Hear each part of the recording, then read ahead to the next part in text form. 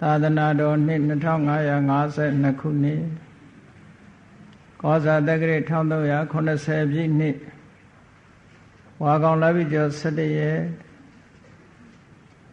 ရန်ကုန်တိုင်းစမ်းချောင်းမြို့နယ်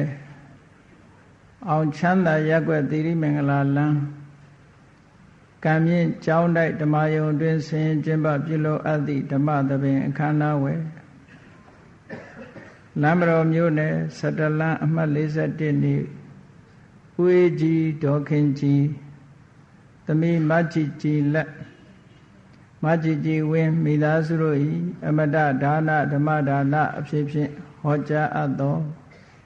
စိတ်ဤအညစ်အကြေးများတရားဒေသနာတော်ဒီကနေ့ညဓမ္မသဘင်ခန္ဓာကိုရွှေဘုံတော်သခင်ရှင်တော်မြတ်ဖရာဤမဟာကရုဏာကုံအာယုံပြုကတိကျဖွဲ့ဆိုအပ်သောဝန္ဒနာပနာမအာတိတဂါထာကိုရွတ်ဆိုပူဇော်ခြင်းဖြင့်စတင်ကြရအောင်ယောကပကောတိဟိပိယပမေယံကာလံကရွန်တော်တိဒုက္ခရာနိခေရံကတောလောကဟိတယာနာထောနမောမဟာကရုဏိကတတတ္တယောနာထောဝိနိယများစွာတတ္တဝါဤချမ်းသာစီးပွားလိုလားတောင်းတဂုံပေါင်းခါသဖြင့်နာထမြညာခြင်းရှင်တော်မြတ်ဖရာသည်ကပ္ပကောတိဟိပိဂရေကဘာအရေအတွက်သင်္ချာတို့ဖြင့်တော်လဲအဘမေယံရေအတွက်တိုင်းတာဖော်ပြခြင်းငါမစွမ်းနိုင်ပါသောကာလလျာသင်္ချေသိနေကဘာရှိကြသောကာလပတ်လုံးလောကဟိတယတတလောကဤအကျိုးစီးပွားအလုံးငါအတိဒုက္ခရာနိဥ္စာအသက်ချေလက်အင်္ဂါမေတ္တာကြီးမှသမိသာနှင့်တထာဇနီဆွန်ခြင်းကြီးဟုကျက်သီထဘွယ်ငါးသက်အစုအလွန်ခဲရင်သောအမှုတို့ကိုကရွန်တော်ဖရာဖြစ်ရန်ဤတန်ကြိုးကုတ်အထုတ်တော်မူရသည်ဖြစ်၍ခေရန်လက်ချင်းမျက်လုံးအသက်ဆုံးလျက်နှလုံးစိတ်ဝံကိုယ်တော်ဤပင်မခြင်းသို့ကတောဘဝဒါနံကျိန်ဖန်များစွာရောက်တော်မူခဲ့ရရှာလေပြီမဟာကရုဏီကတတတ္တဝါများယင်ဝဲသားကဲ့သို့တနာချစ်ခင်မဟာကရုဏာရှင်ဖြစ်တော်မူသောဒါသနာဓတဝိနည်းများစွာတတ္တဝါဤချမ်းသာစီးပွားလိုလားတောင်းတဂုံပေါင်းခါသဖြင့်နာထမြညာထိုးရှင်တော်မြတ်ဖရာအားနမောယုတိပြောင်းပြော့မှန်ကိုလျော်၍ကရောယုကျူရှိခိုးခြင်းသည်အထုဘဝတုစင်စစ်မသွေဖြစ်ပါစေတည်း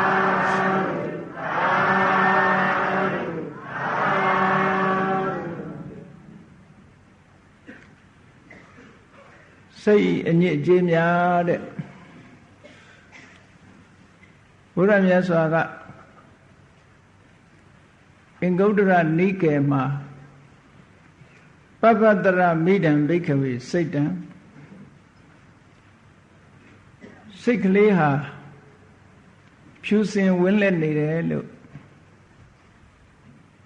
တင်စားပြီးသုံးတဲ့အသုံးပေါ့စိတ်ကမြင်ရတာမဟုတ်တော့ဖြူစင်ဝင်းလက်နေတယ်လို့ပြောဖို့ရတင်စားပြီးသုံးတဲ့အသုံးနော်မှန်ပါပါဗျာလူတွေလည်းပြောကြတယ်မဟုတ်လားအတန်ဆိုတာမြင်ရတာလားကြားရတာလားဒါပဲလို့မပြောကြဘူးလားအတန်နဲ့ကြီးနဲ့တဲ့အတန်ပြာကြီးနဲ့အတန်ဝါကြီးနဲ့ဘလို့လုပ်ပြီးတော့အပြာတွေအဝါတွေမြင်ကြပြောတယ်မဟုတ်လားမှန်ပါပါဒီမှာလည်းပဲမြတ်စွာဘုရားကပပ္ပတရမိဒံဘိက္ခဝေစိတ်တံတဲ့သဘာဝစိတ်ကလေးဟာဖြူစင်ပြီးတော့ဝင်းလက်နေတာပပ္ပတရဆိုပပ္ပအယောင်အဝါတွေနဲ့တရအယောင်တွေထွက်နေတယ်လို့ဒီလိုပြောတာဒါဖြူစင်တယ်စင်ကြယ်တယ်ဆိုတဲ့အဓိပ္ပာယ်ကိုဖော်ပြောတာပါနော်မှန်ပါပါဗျပပ္ပတရမိဒံဘိက္ခဝေစိတ်တံတင်္စခောအာဂန္တုကေဟိဥပကိလေသေဟိဥပကိလေထံအခုလေပါဠိတွေနည်းနည်းပါးပါးပြောရတာတခြားမဟုတ်ဘူးမြတ်စွာဘုရားဟောခဲ့တာဆိုတာသက်သေပြဖို့အတွက်ပြောတာနော်မှန်ပါပါဗျာဘုရားဒီလိုဟောခဲ့တာဣ ဣဒံစိတ်တံဤစိတ်သည်ပပတရံပြိုးပြိုးပြက်ပြက်အယောင်တလဲလဲနဲ့စင်ကြယ်၍နေပါပေတော့ဤတင်စထိုစင်ကြယ်နေတဲ့စိတ်ကလေးဟာအာဂန္တုကိအခိုက်အတန့်ပေါ်လာတဲ့အာဂန္တုကဆိုတာဧည့်သည်မှန်လားပါဗျာဘုန်းကြီးဝါရနဲ့ပြောရင်အာဂန္တုကဆိုတာအာဂန္တုပေါ့မှန်လားပါဘုန်းကြီးဧည့်သည်ကြတော့အာဂန္တုလို့ခေါ်တယ်လူဧည့်သည်ကြတော့ဧည့်သည်ပေါ့နော်မှန်လားပါဗျာအာဂန္တုဆိုတာရောက်ရောက်လာတတ်တာပေါ့ဒီလိုဆိုတာဧည့်သည်ဆိုတာလာလာလေတတ်လို့ဧည့်သည်ခေါ်တာပေါ့မှန်လားပါဗျာအာဂန္တုကိဧည့်သည်ဖြစ်ကုန်သောဥပကိလေထေဟိအညစ်ကြေးတို့သည်ဥပကိလေထံညင်နွမ်းစေအပ်လေတော့ဤပင်ကိုယ်စိတ်လေးကဖြူစင်ဝင်းလက်နေတာတဲ့ခိတခဏရောက်ရောက်လာတဲ့ဧည့်သည်တွေကြောင့်ညင်နွမ်းစရာတွေကြောင့်ညင်နွမ်းသွားတယ်လို့ဒီလိုပြောတာမှန်ပါပါအဲ့တော့စိတ်ကလေးကထာဝရညင်နွမ်းနေတာမဟုတ်ဘူးအခဲအတန့်စိတ်ရဲ့အညစ်အကြေးတွေဝင်လာတဲ့အခါကျတော့စိတ်ကလေးကညင်နွမ်းရတယ်ဒါကစိတ်နဲ့အညစ်အကြေးကိုခွဲထုတ်လို့ရအောင်ခွဲထုတ်လို့ရနိုင်တယ်ဆိုတာကိုမြတ်စွာဘုရားလမ်းညွှန်ပြတာနော်မှန်ပါပါဗျာကြည်လေဖြူစင်းနေတဲ့အဝတ်ကလေးတစ်ခုညင်နွမ်းလာတယ်ဆိုတော့အဝတ်ကတခြားညင်နွမ်းနေတဲ့အညစ်အကြေးတွေကတခြားဒီလိုမဟုတ်လားမှန်ပါပါဗျာ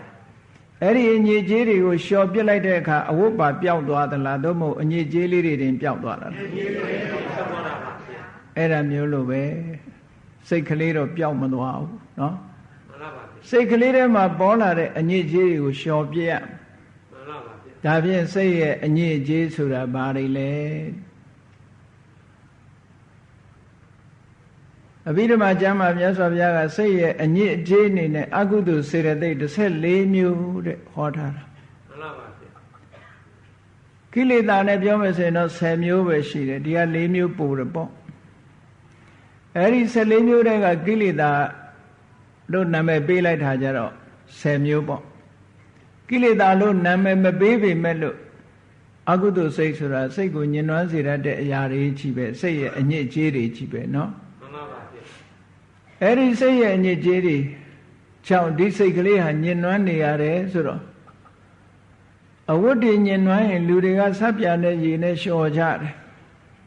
စိတ်ကလေးညှဉ်းနှွမ်းရင်လည်းလျှော်တဲ့နီလန်းတော့ရှိရမှာပေါ့မှန်ပါပါ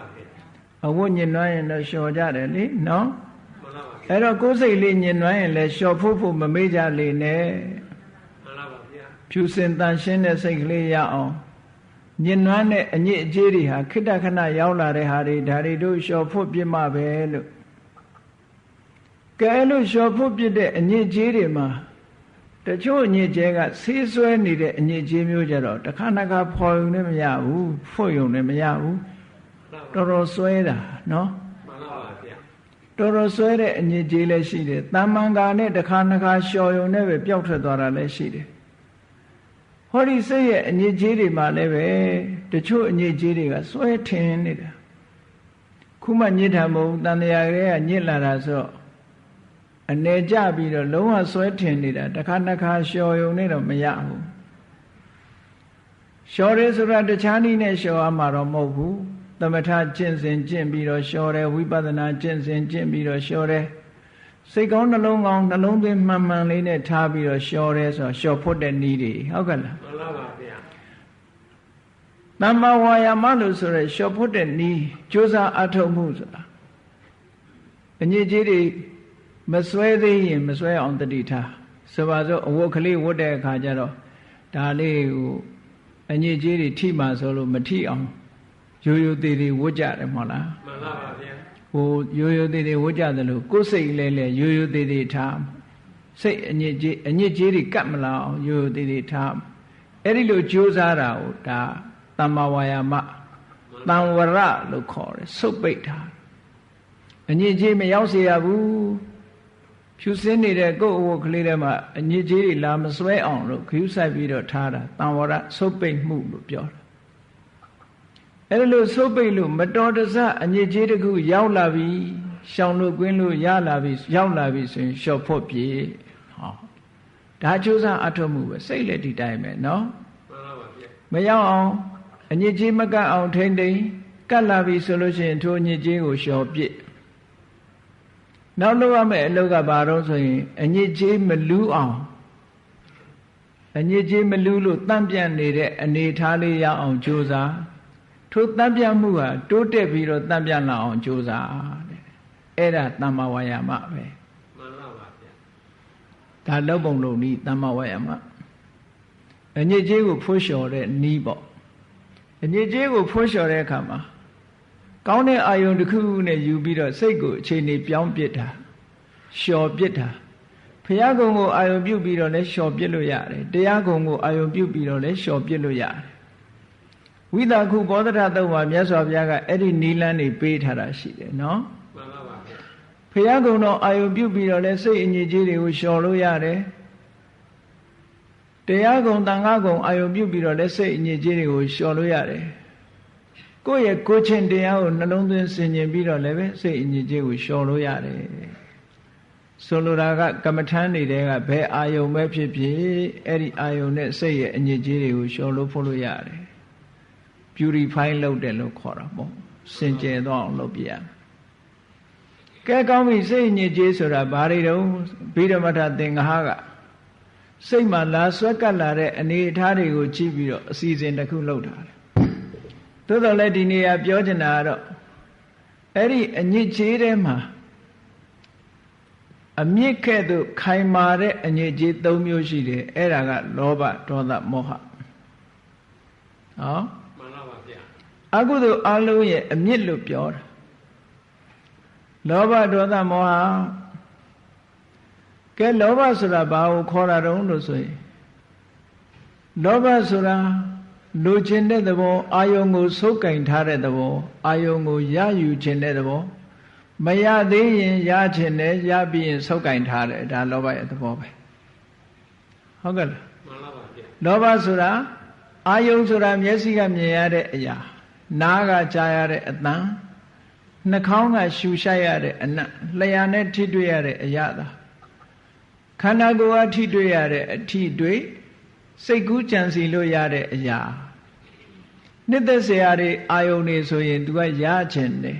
ဟောတာလေ तू သဘောပဲရပြီးရင်ဆုပ်ကင်ထားခြင်းတယ်ဒါ तू သဘောမလွတ်ခြင်းဘူးမှန်ပါပါဒါမို့လောဘဆိုတာအာယုန်နဲ့စိတ်ကလေးကိုဒီစူပါဂလူးလို့ကပ်ပေးထားတာ तू စိတ်ကလေးကအာယုန်ကခွာလို့မရအောင် तू ကပ်လိုက်တာဒါကြောင့်မို့လို့လူတွေမှာလေလိုချင်တဲ့အရာလေးကိုအမြဲတမ်းတတိယမခွဲနိုင်မခွာရဲဆိုတာဖြစ်ဘယ်သူကကတ်ထား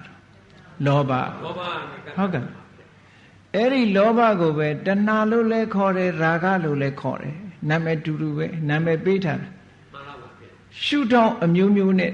သဘာဝတရားကိုနာမည်ပေးထားတာမှန်ပါပါလောဘဆိုတာလိုချင်တယ်ဆိုတဲ့သဘာဝရှုထောင့်ကသူ့ကိုလောဘလို့နာမည်ပေးလိုက်တယ်ရာဂဆိုတာကြတော့အာယုံစိတ်ကိုအယောင်ဆိုးတယ်ဆိုတဲ့အဓိပ္ပာယ်စိတ်ထဲမှာစွဲပြီးတော့အယောင်ဆိုးတာစိတ်ဟာလောဘအယောင်ဆိုးထားလို့ရှင်ချွတ်လို့တော့လည်းမရတော့ဘူးเนาะစွဲနေတဲ့အယောင်လို့ရာဂဆိုတာစွဲတယ်စွဲနေတယ်စွဲလန်းသွားတယ်ဟောရာဂတဏှာဆိုတာကတဒန်းတတာဖြစ်နေတယ်ဆိုတဲ့အဓိပ္ပာယ်မှန်ပါပါတဒန်းတတာဖြစ်နေတယ်ဆိုတဲ့အဓိပ္ပာယ်ဟောအဲ့ဒီအခြေအနေတွေကောင်းအလုံးရှိတယ်ဒါလောဘရဲ့ aspect တွေပေါ့လောဘရဲ့ဟိုရင်းနေသဘာဝတရားတွေရှုထောင့်ကနေပြီးတော့ဟောလိုက်တာမြတ်စွာဘုရားမှန်ပါပါအေးကောင်းပြီဘယ်လိုပဲဖြစ်ဖြစ်ဟောဒီလောဘဆိုတာစိတ်ထဲမှာပေါ်လာတာဒါစိတ်မဟုတ်ဘူးနော်လူတွေကတော့ပြောတယ်ငါစိတ်ကလိုချင်တယ်တို့စိတ်ကလို့သာဥတီပြောလိုက်ကြတာအမှန်ကတော့ဒီလောဘဆိုတာစိတ်ထဲမှာဖြစ်တဲ့အရာသာဖြစ်တယ်စိတ်မဟုတ်ဘူးပင်ကိုယ်စိတ်ကလေးကဘာနဲ့ဥပမာတူတုံးဆိုရင်ဖြူစင်းနေတဲ့အဝတ်ကလေးလိုပဲဖြူစင်းနေတဲ့အဝတ်ကလေးဒီအဝါရောင်ဆိုးလိုက်လည်းပဲဝါသွားတာပဲအနီရောင်ဆိုးလိုက်ရင်ရောနီသွားတယ်အညိုရောင်ဆိုးလိုက်ညိုသွားတယ်အယောင်မျိုးမျိုးဆိုးလို့ရနေတယ်လို့ပဲထို့တူပဲလောဘဝင်လာလိုက်လို့ရှိရင်အဝါရောင်ဖြစ်သွားပြန်တယ်ဒေါသဝင်လာရင်အနီရောင်ဖြစ်သွားပြန်တယ်ဟောဆိုးတယ်လို့ဒါတွေကအယောင်ဆိုးနေတာစိတ်ကိုညှဉ်းနှွမ်းစေတာဖြူစင်တဲ့သဘာဝကိုပျက်စီးစေတဲ့သဘာဝတရားတွေလို့ဒီလိုပြောတာနော်မှန်ပါပါဗျာ လောဘဟာအာယုန်နဲ့စိတ်ကိုကပ်ပေးထားတယ်တွေ့ပေးထားတယ်ကော်များလိုပဲစိတ်ဟာအာယုန်နဲ့တွေ့ကပ်နေအောင်အရာထဲမှာသုံးတယ်မခွဲနိုင်မခွာရက်ဆိုတာအဲ့ဒါလို့ဖြစ်နေအောင်အာယုန်နဲ့စိတ်ကိုတွေ့ကပ်ပေးထားတဲ့သဘောတဲ့စာပေကျမ်းဂန်များမှာဗာနဲ့ဥပမာပေးထားတော့ဆိုမက္ကတာလေပေါဝိယမက္ကတာဆိုတာမြောက်လေပဆိုတာကဒီကော်စည်းကိုပြောတာမက္ကတာအလေပမက္ကတာအလေပမြောက်ဖန်းတဲ့ကော်စည်းလို့ခုခေတ်စူပါဂလူးတွေတဲ့စူပါဂလူးလို့ဟာမျိုးပေါ့နော်မှန်ပါပါဗျာမြတ်စွာဘုရားသုတ်တန်တစ်ခုမှာဥပမာပေးထားတယ်မြောက်ဖန်းတဲ့ကော်စည်းဟိုရှိတုန်းကဟိမဝတ္တတောင်ခြေမှာနေကြတဲ့မုတ်ဆိုးတွေကတောရကြီးကိုဖြတ်ပြီးတော့တပင်ကတည်းပင်ဖြတ်တန်းကူးနေတဲ့မြောက်တွေကိုဖမ်းတဲ့အခါမှာလေးနဲ့ပြစ်ပြီးတော့မဖမ်းဘူးထောင်ချောင်းနဲ့မဖမ်းဘူးကော်စည်းကိုအသုံးပြုပြီးတော့ဖမ်းတယ်မှန်ပါပါဗျာအဲ့ဒီကော်စည်းမျိုးကိုသူက line လို့ခေါ်တယ်အင်္ဂလိပ်လိုကစာကလေးတွေငှက်သေးသေးလေးတွေကိုဖမ်းတာကို bird line လို့ခေါ်တယ်အင်္ဂလိပ်လို bird line အခုကကျတော့ monkey line ပေါ့နော်မှန်ပါပါဗျာလူဖမ်းရင်တော့ human line လို့ခေါ်ရမှာ ਨੇ တူတယ် super glue လို့ဟာမျိုးကတ်တယ်သူကတားကတ်တဲ့ sticky substance လို့ပြောစိကတ်တဲ့အရာကော်ပါပဲကော်လို့ပြောလိုက်တာပေါ့ကော်ဆိုပဲတာမန်ကော်မဟုတ်ဘူးရုံးထွက်လို့မရအောင်ကတ်တဲ့ကော်မျိုး super glue ပေါ့နော်မှန်ပါပါဗျာအေးမြောက်တွေသွားတဲ့နေရာကိုလေ့လာပြီးတဲ့အခါမြောက်အုပ်ကြီးဒီနေရာကဖြတ်တယ်ဆိုတဲ့နေရာမျိုးမှာတစ်ကိုင်းတွေမှာအဲ့ဒီကော်ဆေးတွေလိုက်တုပ်ထားတယ်မြောက်အုပ်ထဲမှာလည်းပဲလိမ္မာပန်းတဲ့မြောက်တွေရှိသလိုပြောင်းချောချောမြောက်တွေကလည်းရှိသေးတာဟို naughty monk ဆိုတာ naughty monkey နော်ပြောင်းချောချောလုံးတတ်တဲ့မြောက်ဆိုတာအလွန်စူးစမ်းတတ်တဲ့ဘာဖြစ်ဖြစ်သူကသိကျင်တယ်မြောက်ကအငြိမ်မနေဘူးအေးလိမ္မာတဲ့မြောက်တွေကြတော့ကော်စည်းတွေမြင်တဲ့အခါကျတော့ဟာဒါငါတို့မမြင်ဘူးအရင်ကမရှိဘူးဒါအန္တရာယ်ရှိတယ်ဆိုပြီးတော့ဝေးဝေးရရှောင်တယ်အဲ့လမ်းမသွားဘူးဟိုနေရာကဆက်နဲ့သိကျင်တဲ့မြောက်ကြတော့မဟုတ်ဘူးသူကဘာတွေတုံးဆိုသူကစူးစမ်းလေးလာခြင်းသွားပြီးတော့အစည်းကိုလက်နဲ့သွားကိုင်တယ်ယုံလို့မရရုံမရတော့ဘာလို့တုံးဆိုနောက်လက်တစ်ဖက်နဲ့တွန်းပြီးတော့ခွာတာအဲ့ဒီလက်ပါကတ်သွားဗျာတခါမရတော့ဘာတုံးဆိုခြေထောက်တစ်ဖက်နဲ့တွန်းကန်ဗျာတွန်းကန်တော့မကွာဘူးအဲ့ဒီခြေထောက်ကလည်းကတ်သွားဗျာနောက်ကြံတဲ့ခြေထောက်တစ်ချောင်းနဲ့တွန်းလိုက်ပြန်တော့ခြေထောက်၄ချောင်းလုံးကတ်သွားတယ်နှုတ်သီးပဲကြံတော့တယ်ကဲနောက်ဆုံးမရတော့နှုတ်သီးနဲ့ထိုးပြီးတော့ယုံတာနှုတ်သီးပါကတ်သွားတယ်ပင်စွတ်ထိတော်တဲ့ငါးဌာနလုံးသူချုပ်ခံလိုက်ရတယ်ခြေနှစ်ဖက်လက်နှစ်ဖက်နှုတ်သီးကော်စည်းနဲ့ကတ်နေပြီးယုံမသွားနိုင်တော့အဲ့ဒီမြောက်ချောင်းနေတဲ့မုတ်ဆိုးကအသာလေးလာပြီးတော့ဖမ်းယူသွားတယ်သတ်စားမြတ်စွာဘုရားကမက္ကတာ၄ပါးသုတ်ဆိုပြီးတော့ဟောထားတာရှိတယ်အထက်ကရာဆရာကြီးတွေကအဲ့ဒါကိုဥပမာပေးပြီးတော့အေးလောဘဆိုတာမက္ကတာ၄ပါးမြောက်ဖမ်းတဲ့ကော်စည်းတဲ့ကဲဒါရှိလို့ယုံထွက်နိုင်ကြရဲ့လားထွက်နိုင်ပါဘူးထွက်နိုင်ဘူးเนาะမထွက်နိုင်တော့ဘူးခြေရောလက်ရောအကုန်လုံးမိဘယ်မှသွားလို့မရတော့နောက်ဆုံးမှတန်တရားကြီးကနေယုံထွက်လို့ရသေးရဲ့လားမရပါဘူးဒါကြောင့်မို့လောဘရဲ့အစွမ်းမြတ်စွာဘုရားဒီလောဘတဏှာကိုပဲဒုက္ခသမုဒယလို့ဥတည်ပြီးဟောလိုက်တာတန်တရားကြီးကထွက်လို့မရအောင်เนาะမှန်ပါပါဗျာသူကတွေ့ကတ်ထားတာဘဝတစ်ခုရအောင်လည်းပဲသူ့ရဲ့စွမ်းဆောင်ချက်တွေပဲတော်တော်များများအေးဒါကြောင့်မို့လို့ဒီလောဘဆိုတဲ့သဘာဝတရားဟာစိတ်ရဲ့အညစ်အကြေးတစ်ခုပါသူ့ကိုဖယ်ရှားဖို့ကြိုးစားရမယ်မဖယ်ရှားနိုင်ဘူးဆိုရင်အာယုန်နဲ့စိတ်နဲ့ကပ်ပြီးဒုက္ခရောက်ဖို့ပဲဒုက္ခသမုဒယဒုက္ခဖြစ်စေတဲ့အကြောင်းတရားလောဘနဲ့ပတ်သက်ပြီးမြတ်စွာဘုရားထိုးဒေသနာတွေဟောထားတာအများကြီးပဲရှိတယ်လောဘဟာဒုက္ခအပေးဆုံးပဲလို့ဒီလိုဟောတယ်မှန်ပါပါအင်္ဂုတ္တထဲမှာတော့ဒီလောဘကိုသူကလောဘဒေါသမောဟဆိုတဲ့ ဒီအကုသိုလ်ရဲ့အမြစ်၃ခုတစ်ခုနဲ့တစ်ခုနှိုင်းယှဉ်ပြီးတော့မြတ်စွာဘုရားဘာထူးလဲသူတို့ရဲ့စွမ်းဆောင်ချက်တွေမှာတစ်ခုနဲ့တစ်ခုထူးခြားမှုရှိလားဆိုရှိတယ်တဲ့လောဘကဒီလိုကပ်ပေမဲ့လို့ကြည့်တော့အစေးဆိုတာရေလေးနဲ့ဆွတ်ခွာရင်မရဘူးလားရပါတယ်ရေထိရင်တော့ပြုတ်ထွက်သွားမှာပဲသူကရေနဲ့ကြာကတ်လို့မရတော့ဘူးเนาะမှန်ပါပါအဲ့ဒီလောဘကလည်းပဲဘလောက်ပဲကတ်ဘလောက်ပဲဆွဲသူကလည်းခွာတဲ့နည်းနဲ့ခွာလို့ရတယ်တဲ့ဒါကြောင့်မလို့လောဘကိုဒီခွာလို့တော့ရတယ်လွယ်ကူကူနဲ့ရတဲ့ဟာမျိုးတော့မဟုတ်ဘူးဒါကြောင့်မို့လောဘကိုမြတ်စွာဘုရားကဒီလောဘရှိနေလို့လူတွေဒုက္ခရောက်တယ်ဆိုပေမဲ့လို့ဟောဒီလောဘလေးနဲ့ပဲနတ်ပြည်ရောက်မသွားနိုင်ဘူးလားရောက်သွားနိုင်ပါတယ်ဟောမြမပြည်ရောရောက်မသွားနိုင်ဘူးလားရောက်သွားနိုင်ပါတယ်လောဘတန်လန်းလေးနဲ့ရောက်တယ်ပြောတာနော်လောဘကြောင့်ရောက်တာပြောတာမဟုတ်ဘူးနော်မှန်ပါပါကော်လေးတန်လန်းနဲ့လူပြည်လဲသွားလို့ရတယ်နတ်ပြည်လဲသွားလို့ရတယ်ငရဲဆိုတာတော့မပြောနဲ့ပေါ့နော်ဟောဒီကော်ကလေးတန်လန်းလောဘဆိုရဲကော်တန်လန်းလေးနဲ့ပဲနိဗ္ဗာန်ကလွဲရင်ရောက်တယ်သူကမှန်ပါပါ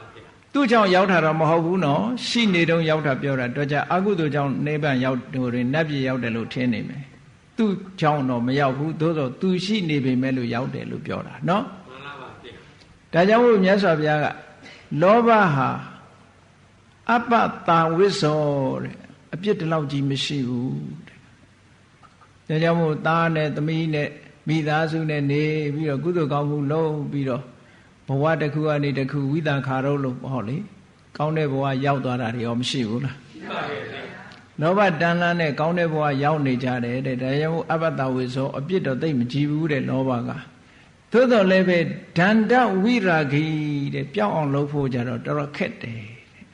စွဲနေတဲ့အရာဖြစ်လို့ချွတ်ဖို့နည်းနည်းခက်တယ်လို့ပြောတယ်နော်မှန်ပါပါဗျာအေးကဲကောင်းပြီအဲ့ဒီလောဘဟာအပ္ပတဝိဇ္ဇအပြစ်နည်းတယ်လို့ဆိုတာမိသားစုဘဝဒီအိမ်တော်တဲ့ဘဝနဲ့ပဲနတ်ပြည်ရောက်အောင်ကုသိုလ်ကောင်းမှုလုပ်လို့ရတယ်ဒီဟာကိုပြောတာနော်မှန်ပါပါဗျာကောင်းတဲ့ဘဝတွေရောက်နိုင်တယ်လို့ဆိုလိုတယ်အပ္ပတဝိဇ္ဇလောဘဆိုတာငရဲကိုကြစေတတ်တဲ့အပါယခမဏိယလောဘရှိသလိုလောဘတိုင်းဟာအပယ်ကိုချတာမဟုတ်ဘူးသူ့ရဲ့စွမ်းဆောင်ချက်တွေကအမျိုးမျိုးရှိတယ်လောဘပဲမဲ့လောဘချင်းမတူဘူးနော်မှန်ပါပါဗျာအေးတချို့လောဘကအပယ်ကိုကြစေတယ်တချို့လောဘကအပယ်ကိုတော့မပို့ဘူးတဲ့သို့တော့အနည်းငယ်တော့ဒုက္ခပေးတာပေါ့လောဘရှိရင်တွေ့တာတယ်တွေ့တာရင်စိုးရင်ရတယ်တောကဖြစ်တယ်ဆိုတဲ့ဒီပစ္စုပန်ဘဝမှာဒါလေးတွေတော့ရှိမယ်ပေါ့နော်မှန်ပါဗျာအေးကောင်းပြီဟောဒီလောဘဟာမြတ်စွာဘုရားပဋ္ဌာန်းမှာဟေတုပစ္စယောလို့ဟောတယ်လောဘအကုသိုလ်တွေရဲ့အမြစ်ပဲလောဘဒီလောဘလေးပေါ်လာလို့ရှိရင်အဲ့ဒီစိတ်ကူးဟာလောဘနဲ့တွဲနေတဲ့စိတ်ကူးပဲကူးတယ်တခြားစိတ်ကူးမကူးဘူးတဲ့ပြောလို့ရှိရင်လည်းလောဘကိုအခြေပြုတဲ့စကားမျိုးကိုပြောမယ်လုပ်ရင်လည်းလောဘကိုအခြေပြုတဲ့အလုပ်မျိုးကိုလုပ်တယ်ဒါကိုပဲအမြင့်ရှိနေတဲ့တစ်ပင်ဒီတဲ့အကိုင်းအခက်တွေလည်းထွက်မယ်အပွင့်တွေလည်းပွင့်မယ်အသီးတွေလည်းသိမယ်ဟေတုပစ္စယောဒါတွေကိုထိန်းထားနိုင်တယ်ဒီလိုပြောတာနော်ဟေတုပစ္စယောဆိုတာဒီအမြင့်သည်အပွင့်တွေအသီးတွေကိုင်းခက်တွေဝေစားနေအောင်ထိန်းထားတာရှင်သန်နေအောင်ထိန်းထားနိုင်တယ်လောဘကလည်းပဲထို့တူပဲလောဘနဲ့ပတ်သက်တဲ့ပြောဆိုမှုတွေကြံစည်မှုတွေလောက်ကိုင်မှုတွေကိုထိန်းထားတယ်လောဘပျောက်သွားတာနဲ့တပြိုင်နက်အဲ့ဒီအခြေအနေတွေလည်းအကုန်ပျောက်သွားတယ်လို့ပြောတာမှန်ပါပါဒါဟေတုပစ္စည်းကဲကောင်းပြီဒီလောဘလေးဟာစိတ်၈မျိုးမှရှင်တယ်လောဘရဲ့ရှင်ပုံရှင်တာကတော့သူ၈ခုရှင်တယ်သို့တော့စိတ်အခြေအနေလေးတွေကတစ်ခါတစ်ခါမတူတတ်တာလေးတွေရှိလို့၈မျိုးခွဲလိုက်တာသူ့ကိုလောဘနဲ့ရှင်တဲ့စိတ်ကို၈မျိုးခွဲတာစိတ်ပိုင်းတော့ကမပြောခဲ့ဘူးအခုသိတာယုံလေးပြောပြမှန်ပါပါဗျာတခါတည်းဒီလောဘဖြစ်တာဟာအယူဆမှားတာလေးကိုအခြေခံပြီးတော့ဖြစ်တဲ့လောဘရှိတယ်အယူဆမှားတာကိုအခြေမခံမဲနဲ့ဖြစ်တာရှိတယ်စာလို့ပြောရင်ဒိဋ္ဌိကတတံပယုတ်နဲ့ဒိဋ္ဌိကတဝိပယုတ်ပေါ့မှန်ပါပါ အမှားကိုအခြေခံတာနဲ့အမှားကိုအခြေခံတာမဟုတ်ဘူးဆိုတဲ့နှစ်မျိုးခွဲလိုက်အဲ့ဒီနှစ်မျိုးမှာခံစားချက်နှစ်မျိုးနဲ့ထပ်ပြီးတော့ပြောလောဘဖြစ်တဲ့အခါတခါတလေဝမ်းမြောက်ဝမ်းသာဖြစ်တယ်ဥပမာမဲ့လိုချင်စရာအာယုန်လေးကအသည့်အဆန်းလေးဖြစ်လို့ရှိရင်ဝမ်းမြောက်ဝမ်းသာလိုချင်တယ်ရလာရင်လည်းသိဝမ်းသာတယ်အေးအဲ့ဒါလို့မဟုတ်ဘူးတွေ့နေကြဆိုတော့ရိုးနေပြီဆိုတဲ့အခါကျတော့ဝမ်းသာသေးလားမသာတော့ဘူးသိမသာဘူးဝမ်းနေတဲ့အဆင့်လည်းမဟုတ်ဘူးသိမသာတော့ဘူးဆိုတော့ဝမ်းသာမှုရောကျသွားတာအဲ့ဒါကိုဥပေက္ခဝေဒနာလို့ခေါ်တယ်ဝမ်းသာနေတာကသောမနတဝေဒနာဝမ်းသာမှုရောကျသွားတာဥပေက္ခဝေဒနာဆိုတော့ခံစားချက်အတွေ့အကြုံနှစ်ခုနဲ့မြောက်လိုက်ခုနကနှစ်ခုကိုနှစ်နဲ့မြောက်တဲ့အခါကျတော့လေးခုဖြစ်သွားတယ်တခါတရံကျတော့လိုချင်စိတ်သည်တိုက်တွန်း၍မနေရအောင်ထက်မြက်တယ်တခါတရံကျတော့တုံဆိုင်ဖြစ်တယ်တဲ့အဲ့လိုထက်မြက်ထားရဲ့တုံဆိုင်ဖြစ်ထားရဲ့နှစ်ခုနဲ့ခုနကလေးခုကိုမြောက်လိုက်လို့ရှင်လောဘမှုစိတ်၈ခုလို့ပြောတာအခြေခံအားဖြင့်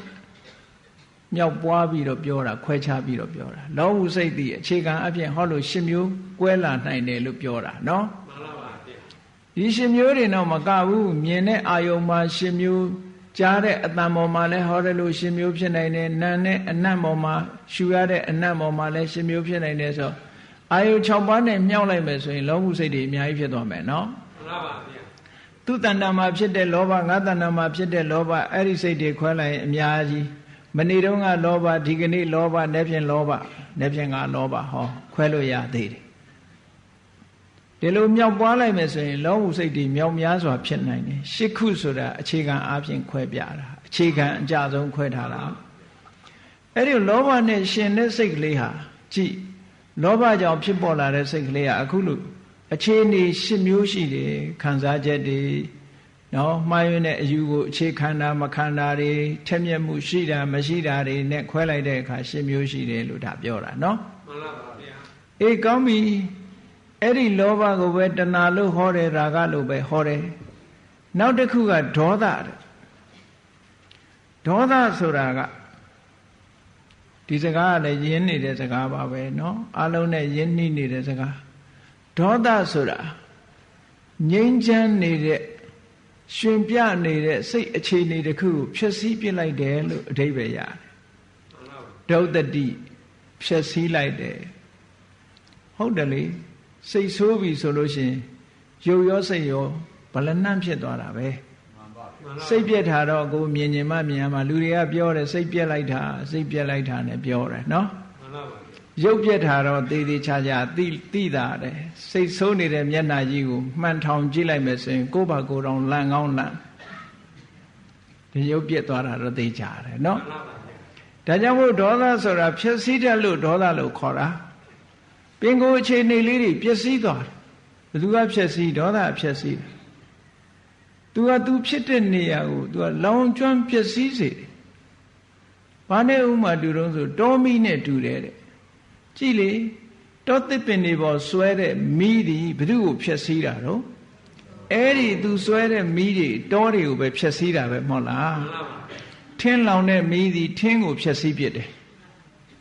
စိတ်ပေါ်မှာမှီပြီးတော့ဖြစ်တဲ့ဒေါသသည်စိတ်ကိုဖျက်ဆီးပြလိုက်တာပဲမှန်ပါပါဒါကြောင့်မို့ဒေါသဒါဝက္ခိဝိယတော်မီလို့ပဲလို့ဒီလိုဟောတာမှန်ပါပါဒေါသဆိုတာမစင်မချင်းကြမ်းတမ်းတဲ့သဘောရှိတယ်ဒါကြောင့်မို့လို့မွေဟောက်ကိုဒုံးနဲ့ရိုက်လိုက်တဲ့ဆိုရှုကနေဆိုပြီးခေါင်းကြီးထောင်မလာဘူးလားထောင်လာပါတယ်ဗျာအဲ့ဒါမျိုးလိုပဲတဲ့ဒေါသဟာအဲ့ဒါလိုစိတ်ထဲမှာပြင်းထန်တဲ့ကြမ်းတမ်းတဲ့သဘာဝတွေပေါ်လွင်ထင်ရှားလာတဲ့အဲ့ဒါဒေါသမှန်ပါပါဗျာအဲ့ဒီဒေါသဟာအပြစ်ကြီးတယ်တဲ့မဟာတဝိဇောအပြစ်ကြီးတယ်သို့တော့ခိပ္ပဝိရာဂီပြေးလွယ်တယ်တဲ့မြတ်စွာဘုရားခုနတုန်းကလောဘကတော့ပြေးခဲတယ်အပြစ်နဲတယ်ဟုတ်ကဲ့လားမှန်ပါပါအပြစ်တလောက်မကြည့်ဘူးဒေါသကြတော့အပြစ်ကြီးတယ်ဟုတ်တယ်လေဒေါသအလျောက်လုံးလိုက်လို့ရှိရင်လည်းဒီဘဝမှာအပြစ်ကြီးတယ်နောက်ကြလို့ရှိရင်လည်းရာဇဝမှုကျူးလွန်တာပဲဖြစ်ဖြစ်တတ်မှုဖြတ်မှုဒုစရိုက်မှုကျူးလွန်တာပဲဖြစ်ကျူးလွန်လိုက်လို့ဒေါသအလျောက်ကျူးလွန်လိုက်ရင်နောက်ဆုံးမှအပင်ငရဲထီအောင်ကျသွားတာမျိုးဟောဒေါသကပို့ပြီးတော့ကြမ်းတမ်းတယ် ကြမ်းတမ်းသည့်အတွက်ကြောင့်သူ့ရဲ့ဓာန်ကပိုပြင်းထန်တယ်လို့သူတို့ပြောတာသို့သောပြေးလွယ်တယ်တဲ့ဟုတ်တာပေါ့ခုနတော့ကတယောက်တယောက်ဆဲဆိုပြီးခုကျပြုံးနေကြတာရီမောနေကြပြန်နော်မနေ့တုန်းကရံဖြစ်တာညနေကြတော့တဲ့နေကြလူတွေများတော်တော်ရည်စားကောင်းတယ်နော်ဒေါသမထွက်သေးခင်ကြတော့အောင်မလီဆွီတီးတဲ့ဟန်နီတဲ့ခေါ်ကြတယ်အဲ့လိုဒေါသလေးပြေသွားလို့နော်ဒေါသလေးမရှိတော့ဘူးဆိုဆွီတီဟန်နီနဲ့ဒေါသလေးလည်းထွက်လာရောကြမ်းတမ်းတဲ့စကားလုံးတွေနဲ့ခေါ်ကုန်တာဟုတ်ကဲ့လားဒါဒေါသကကြည်စကားလုံးနဲ့ဖြည့်ဆည်းပြလိုက်တာပဲလေလူရဲ့နှုတ်ကိုကြမ်းသွားအောင်လုပ်ပလိုက်တာချိုးနေတဲ့နှုတ်ကလေးကြမ်းသွားအောင်လုပ်ပလိုက်တာအေးဒီဒေါသကပြေတော့ပြေလဲတယ်ဒါပေမဲ့သူဒေါသကြောင့်ကျွလွန်မိတဲ့မှာအမေတမ်းမိတာရှိတယ်အဖေတမ်းမိတာရှိတယ်ဟောတာဒေါသအလျောက်အနန္တရိယကံလေးကိုကျွလွန်ပြီးတတ်တယ်တဲ့ကိုယ့်ကိုယ်လည်းဖြစ်စည်းတတ်တယ်တဲ့ဒေါသကကိုယ့်ကိုယ်တတ်သေးတဲ့စူးစိုက်လုပ်တယ်ဆိုတာလေဒေါသကြောင့်ပဲမှာလောကကြီးကိုမကြေမနပ်ဖြစ်ပြီးတော့ကိုယ့်ကိုယ်ကိုမုန်းတီးပြီးကိုယ့်ကိုတတ်သေးသွားတဲ့လူတွေကဘာမှတော်တော်များအခုလည်းရှိတာပဲနော်မှန်ပါဗျအဲ့ဒါဒေါသကြောင့်ဖြစ်တာလေတယောက်နဲ့တယောက်မတည့်လို့ရံဖြစ်တာလောကကြီးမှာကြည့်လေမတည့်လို့ရိုက်ကြနှက်ကြရံဖြစ်ကြနေစဉ်နဲ့များရှိတာဒေါသရဲ့အပြစ်တွေကြီးပဲပေါ့ဒေါသရှိနေသေးသမျှဒေါသနဲ့အတွေးတွေမုန်းတဲ့အတွေးတွေမုန်းတဲ့အပြောတွေမုန်းတဲ့ပြုမှုချက်တွေဟာရှိနေဦးမှာပဲတဲ့ဒေါသပျောက်သွားတာနဲ့တပြိုင်နက်အဲ့ဒါတွေအကုန်လုံးမရှိတော့ဘူးတဲ့ဒါဟေတုပစ္စယောရှုထောင့်ကပြောတာနော်ဒေါသကအလုံးကိုထိန်းထားတယ်လို့ဆိုလို့ကဲနောက်တစ်ခုကဘာတော့ဆိုအေးဒေါသကခုနကရှင်တဲ့အခါကျတော့သူကဘာတော့ဒေါသမှုစိတ်နှစ်ခုသူ့ရဲ့ခံစားချက်ကဝမ်းနည်းမှုပဲအမြဲတမ်းစိတ်ထဲမကြေမချမ်းဖြစ်မှုဆိုတဲ့ခံစားချက်တစ်ခုတည်းပဲရှိတယ်သူကြတော့ဘာနဲ့ခွဲတုံဆိုလို့ရှိရင်စိတ်ဆိုးတာဟာဟုံးတိုင်းနဲ့ဆိုးတာရှိတယ်လို့ပဲတဖြည်းဖြည်းမှတွေးပြီးတော့ဆိုးတာရှိသေးတယ်ဟုတ်ကဲ့လားမှန်ပါပါစိတ်ဆိုးတာလည်းနှစ်မျိုးရှိတယ်ဒီနှစ်မျိုးရှိတယ်ခံစားချက်ကတော့အတူတူပဲတခါတလေကျတော့တစိမ့်စိမ့်တွေးရင်းကနေဒေါသကပေါက်ကွဲလာတာအစပထမတော့သူ့ဆဲသွားတာဒေါသဖြစ်အမှမသိဘူးနောက်ကျတော့ဒီကောင်ငါဆဲတာထမရဲ့ငါဆဲတာထမရဲ့ဆိုပြီးတော့တွေးရင်နဲ့ပေါက်ကွဲလာတာမှန်ပါပါဗျဟောအဲ့ဒါလို့ तू ကအခြေအနေနှစ်ခုရှိတယ်တဲ့အသင်္ခါရိကနဲ့သသင်္ခါရိကချက်ချင်းပေါက်ကွဲရင်တော့အသင်္ခါရိကပေါ့တဖြည်းဖြည်းတွေးပြီးတော့မှပေါက်ကွဲလာရင်တော့သသင်္ခါရိကလို့ဒီလိုခွဲတယ်ပေါ့နော်အဲ့ဒါကြောင့်ဒေါသမှုစိတ်ဆိုတာနှမျိုးပဲရှိတယ်တဲ့ဒေါသဖြစ်တယ်နောက်တစ်ခုကမောဟ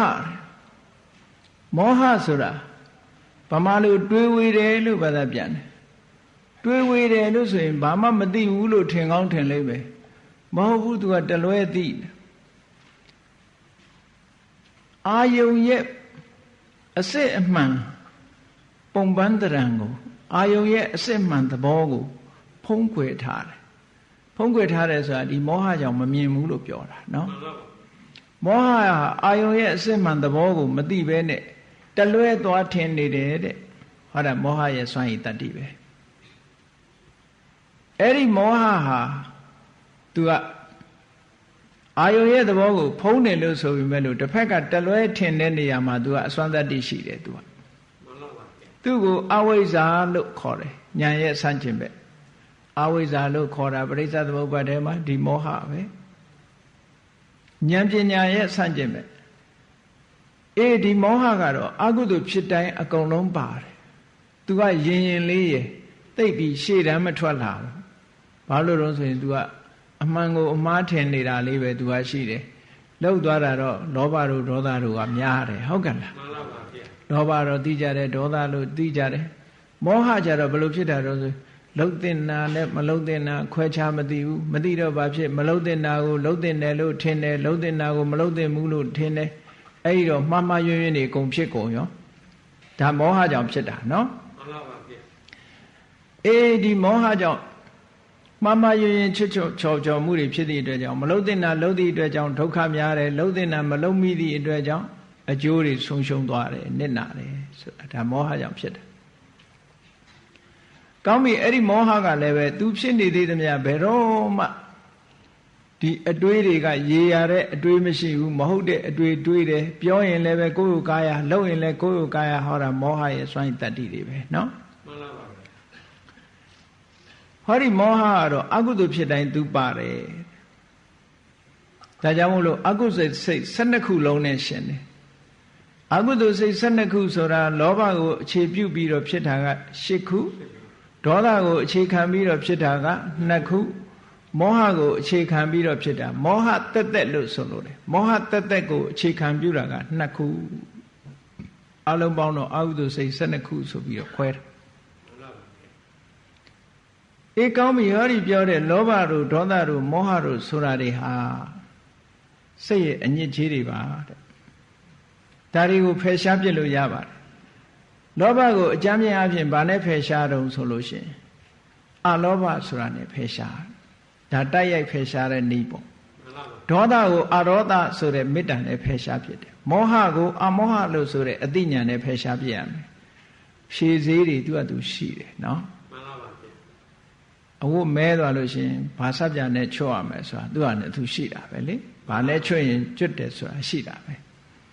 အဲ့ဒါမျိုးလိုပဲစိတ်ရဲ့အညစ်အကြေးတွေကလည်းပဲခုနကလောဘဖြစ်နေလို့ရှိရင်အလောဘကိုယ့်ရဲ့ရင်ထဲနှလုံးထဲမှာထူထောင်ရမယ်ဒေါသဖြစ်လာရင်အဒေါသထူထောင်ပေးရမယ်ဖြစ်အောင်လုပ်ရမယ်မောဟဖြစ်ရင်အမောဟကိုထူထောင်ပေးပြီးတော့ဖယ်ရှားပြရမယ်ဒါနည်းတွေပဲဖြူအောင်လုပ်တဲ့နည်းကောင်းပြီလောဘဒေါသမောဟနောက်တစ်ခုကဘာတော့ဆိုလို့ရှိရင်အကုသိုလ်ဖြစ်တိုင်းပါတဲ့ဟာတွေထဲမှာအဟိရိကဆိုတာရှိတယ်အဟိရိကကတော့မြန်မာလိုပြောရင်အရှက်မဲ့တဲ့သဘောတဲ့အရှက်မဲ့တဲ့သဘောဆိုတာမကောင်းတဲ့အလုပ်ကိုလုပ်ရမှာမရှက်ဘူးတဲ့မကောင်းတဲ့အလုပ်ကိုမယွန်းရှာဘူးဒုစရိုက်အလုပ်တွေအကုသိုလ်လုပ်တွေမရှက်တဲ့လူကဘာမှမဆိုလုံးဝတာပဲเนาะမှန်ပါပါဗျာဒီ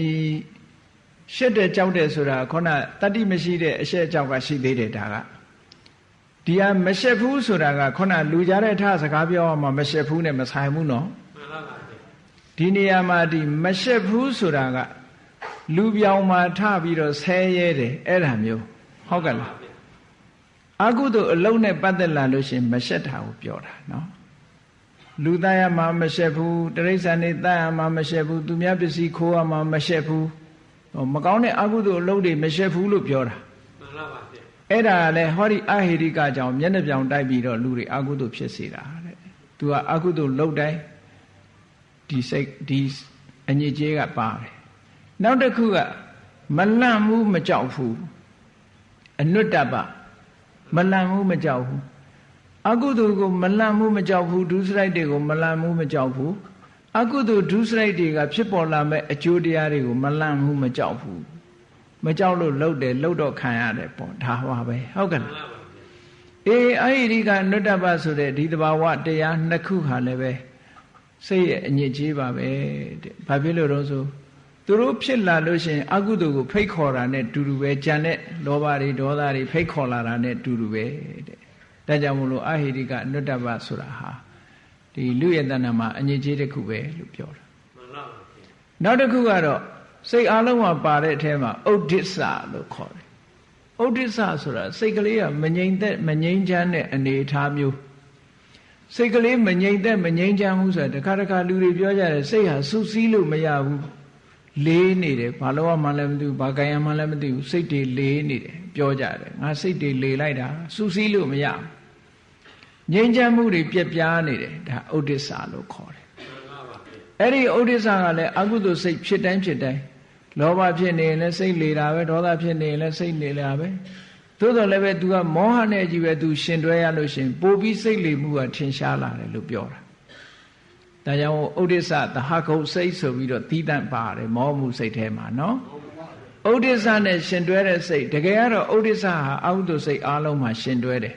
သို့တော်သူ့ရဲ့စွမ်းရည်တတ္တိစွမ်းဆောင်မှုဟာနောက်ဆုံးစိတ်မှာသွားပြီးတော့အင်အားကောင်းနေတယ်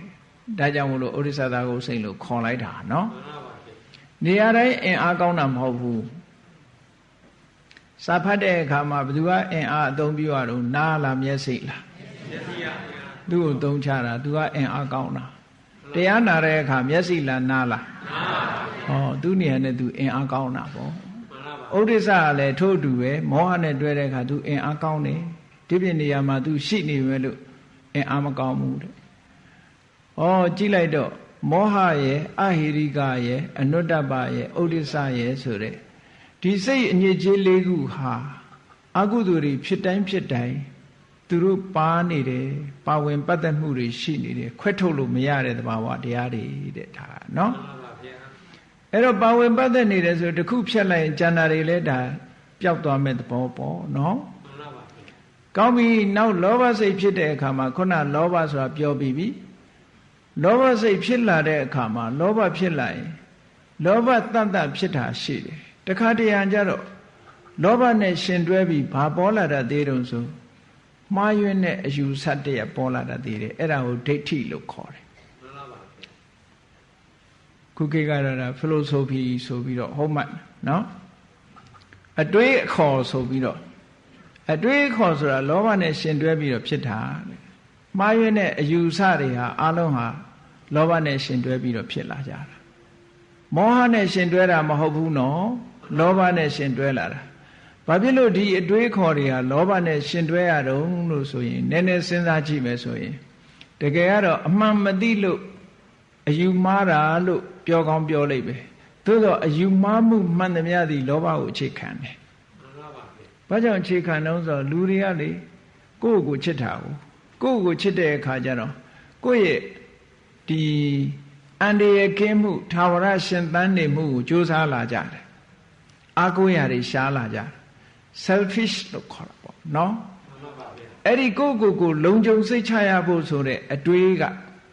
နေပြီးတော့အယူမှားတွေကိုပေါ်ပေါက်စေတတ်တယ်ဆိုလိုတာကအတ္တဒိဋ္ဌိထာဝရတည်မြဲတဲ့အရာရှိတယ်ဒါလေးကိုအာကိုလေးနဲ့တန်တရားမှာကောင်းစားဖို့ဒီအတ္တလေး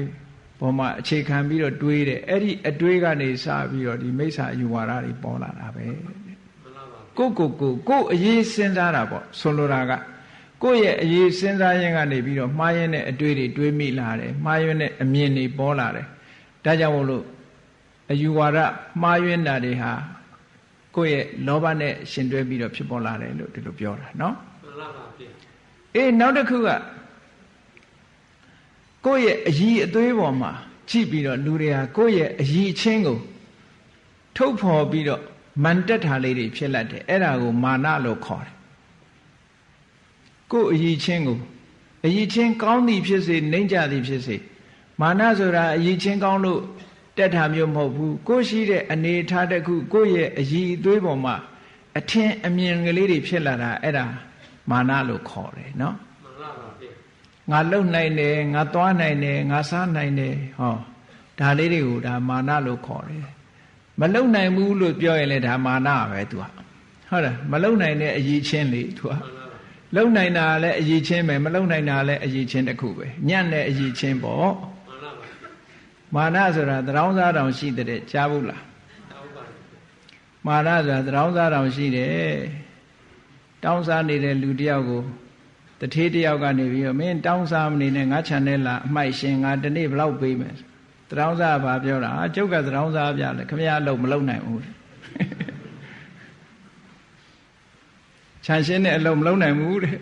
သူလုပ်တာတောင်းတဲ့အလုပ်ပဲလုပ်မယ်လေခြံရှင်းတဲ့အလုပ်မလုပ်ဘူးတဲ့ဒါမျိုးအဲ့ဒါလဲသရောင်းစားမာနခေါ်တာပဲမာနဆိုတာအမျိုးမျိုးကိုအထင်ရောက်တာကိုအည်သွေးကိုအထင်ရောက်တာတွေအကုန်မှန်သမျှမာနပဲเนาะမှန်ပါပါဗျအေးအဲ့ဒီမာနဆိုတာလည်းပဲကိုချစ်ခင်မှုကိုယုံကြည်မှုပေါ်မှာအခြေခံပြီးတော့ဖြစ်တာဖြစ်လို့လောဘနဲ့ပဲရှင်တွဲတယ်လို့ဒီလိုပြောอ่ะ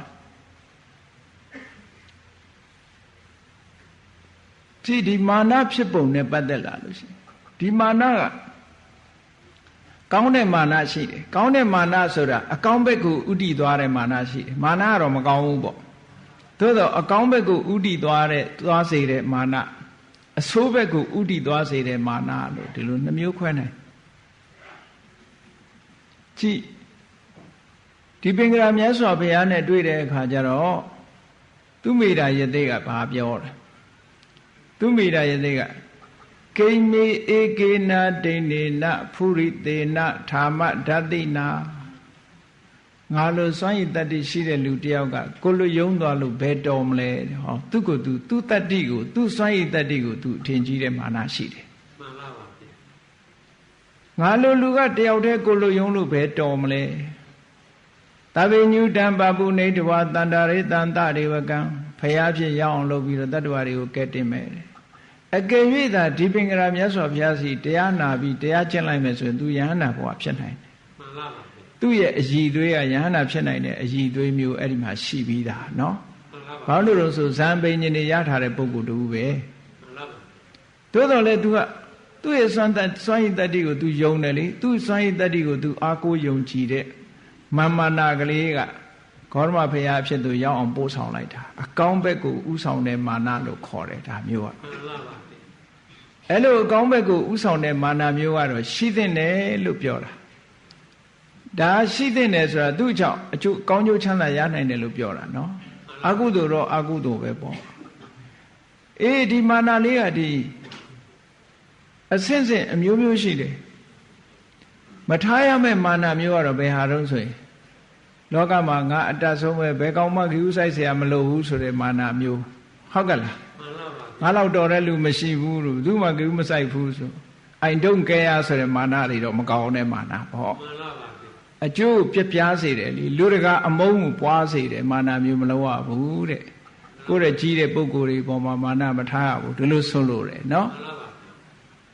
ခုနကကောင်းကျိုးချမ်းသာကိုဘက်ကိုဥတည်သွားတဲ့မာနမျိုးတော့မွေးရမယ်လို့ဆိုလို့ပဲရှိသင့်တယ်ပေါ့လေရှိသင့်တယ်သို့တော့ဘယ်မာနပဲဖြစ်ဖြစ်ကိုယ်တကယ်ရှိတဲ့အရည်ချင်းကိုရည်ချင်းရှိပါတယ်ဆိုတဲ့ဒီအတွေးဒီပင်လင်းအနှောက်အယှက်ပေးတတ်သေးတယ်အမတန်ထူးခြားတဲ့တရားဓမ္မတစ်ခုကိုမျက်မှောက်ပြုဖို့ရအတွက်အဲ့ဒီမာနကအန္တရာယ်ပြုတယ်ကြည့်ရှင်အနုရုဒ္ဓမထေမြတ်ပထမသင်္ကန်းကိုပြီးပထမဝါတွဲမှာပဲသမထကျင့်စဉ်ဟာအောင်မြင်လို့ဇာပိညင်နေရတယ်ဒေဝစက္ခုမှာထူးခြားတဲ့ပုဂ္ဂိုလ်တယောက်ဖြစ်တယ်သူစိတ်ထဲမှာထင်တယ်သမထအောင်ထားတယ်ဒေဝစက္ခုနဲ့ဒီစัจ java လာ1000ကိုသူကြည့်နိုင်တယ်ကြည့်နိုင်တော့သူယန္တာဖြစ်ဖို့အလွယ်လေးလို့အောင်းမိတယ်ဝိပဿနာပြောင်းပြီးအားထုတ်တယ်လုံးဝယန္တာမဖြစ်ဘူးဘာဖြစ်လို့တော့သူ့မှာဘာအတွေးရှိတော့ဆိုရင်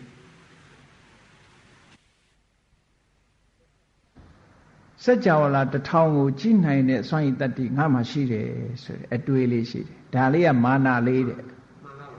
အဲ့ဒီမာနလေးခံနေလို့သူယန္တာကိုဖြစ်ကုန်မဖြစ်ဘူး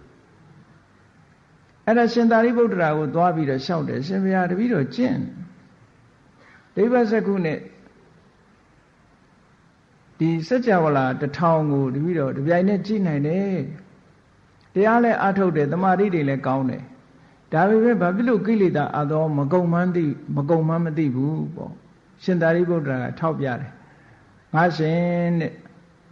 စัจ java လာ1000ကိုဒိဗ္ဗစက္ခုနဲ့ကြည့်နိုင်တယ်ဆိုတဲ့အတွေးဟာငါရှင်မာနဖြစ်နေတာတဲ့အဲ့ဒီအတွေးကိုဖြောက်လိုက်ပါမစင်စားပါနဲ့တဲ့ဒါငါတရားတွေအားထုတ်တယ်နော်အလွန်ကောင်းတယ်ငါတရားတွေအားထုတ်နေတယ်တမာရီတွေလည်းကောင်းတယ်ဆိုတဲ့အတွေးဟာဥဒိစ္စဖြစ်နာတဲ့စိတ်မငြိမ်မသက်ဖြစ်နေတာဘာဖြစ်လို့များယဟန္တာမဖြစ်တာပါလိမ့်ဆိုတဲ့ဒီအတွေးကကုတ်ကုတ်ဆဖြစ်နေတာတဲ့ဟောအကုသိုလ်တွေကြီးဖြစ်နေတာစဉ်းစားကြည့်မှန်ပါပါကတရားနာပိဋကတရားထင်ကောင်းထင်လိမ့်မယ်အမလီ तू ဒီစัจ java လာ1000ကို तू ကြည့်နိုင်လို့ကြည့်နိုင်တယ်ပြောတာများဘာပြည့်ရှိလို့တော့ပြောကြမှာပေါ့ဟုတ်တယ်မလားသို့တော်လေစဉ်းစားကြည့်เสียကအမတန်သေးငယ်တဲ့မြူမုံကလေးတစ်ခုဟာလက်ဖွားထဲမှာထက်ပုတ်လို့ရှင်ဘာမှမဖြစ်ဘူးဟုတ်လားအဲ့ဒီမာနမျိုးကအရက်ထဲမှာတို့တာမန်ပုဂ္ဂိုလ်တွေမှာဘာမှဖြစ်ဘူးဒါသို့တော့အဲ့ဒီမြူမုံလေးလက်ဖွားထဲထက်ပုတ်လို့ရှိမှန်းတောင်မသိတဲ့မြူမုံလေးကိုမျက်လုံးနဲ့ထည့်ကြည့်ပါလားမျက်လုံးပဲနဲ့နေပါခံနိုင်ဘူးဟုတ်လားမုံသေးသေးလေးပဲဖြစ်စေမျက်လုံးနဲ့ရောက်သွားရင်ဂိုလိုဂုလုနဲ့မျက်ရည်တွေထုတ်ကုန်မှာပဲဟုတ်လားအဲ့ဒါမျိုးလိုပဲဒီလောက်သေးတယ်လို့ထင်ရတဲ့မာနလေးကယဟန္တာဖြစ်ဖို့အတွက်ဇလုံးစခုဖြစ်သွားတယ်မှန်ပါပါဗျ ဒါကိုရှင်သာရိပုတ္တရာကမြင်တယ်သူကစဉ်းစားလို့မရဘူးဟုတ်ကလားရှင်အနုရုဒ္ဓစဉ်းစားလို့မရဟိုကထောက်ပြတယ်ဒီအမှားလေးတွေစိတ်ရဲ့အညစ်အကြေးလေးတွေကစိတ်ထဲမှာဝင်နေအဲ့ဒါလေးတွေကိုလျှော်ပြစ်လိုက်ပါပြောတာနော်ဖြူစင်အောင်လုပ်လိုက်ပါဘာလို့ဆိုဒီမာနာလေးရတယ်စိတ်အညစ်အကြေးလေးပဲညစ်နေတယ်ဆိုလို့ရှိရင်လေမကြည့်ဘူးမကြည့်မမြင်ရဘူးပေါ့မှန်များလို့ပေါ့နည်းနည်းလေးအဆက်အပြောင်းတွေရှိနေမြင်ကွင်းမှာလာရှုပ်နေမှာပေါ့နော်အေးဒါကြောင့်မလို့ဒီမာနဆိုတာဟာလည်းပဲတရားတို့တရားမြတ်ရဖို့ရအတွက်အကြီးအကျယ်အနှောက်အယှက်ဖြစ်တဲ့အရာတစ်ခုစိတ်ရဲ့အညစ်အကြေးတစ်ခုပါပဲလောဘရဲ့ဒိဋ္ဌိရဲ့မာနရဲ့ဟာလောမှုစိတ်မှာရှင်ပြီးတော့ဖြစ်ကြတယ်တဲ့အယူမှားနဲ့အယူမှားတဲ့ဒိဋ္ဌိနဲ့ကိုအထင်ကြီးတဲ့မာနတို့ဟာ